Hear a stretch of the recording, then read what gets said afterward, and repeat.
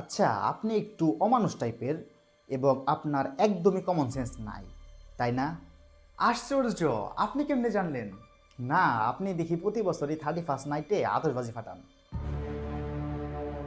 ফেসবুকে এত এত পোস্ট করা হয় আতশবাজি ফাটানোর ক্ষতিকর দিক নিয়ে।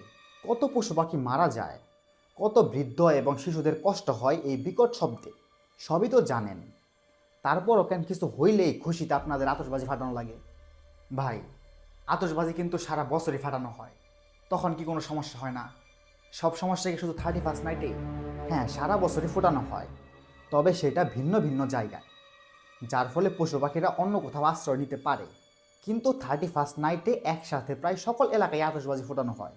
তো সবখানে যদি এরকম হয় তাহলে পশু পাখিগুলো যাবে কই? আর বৃদ্ধ এবং শিশুদের তো অনেক কষ্ট হয়ই, সাথে অনেক রোগীরাও আছে।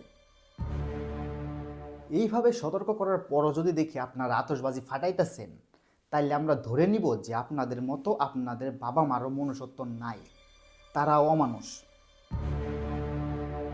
আর সকল অভিভাবকদের বলতেছি, আপনারা খেয়াল রাখবেন যাতে আপনার সন্তানের মজা মাস্তির জন্যে কোনো পশু পাখি কিংবা কোনো মানুষের কষ্ট না হয়। এটা আপনাদের দায়িত্ব।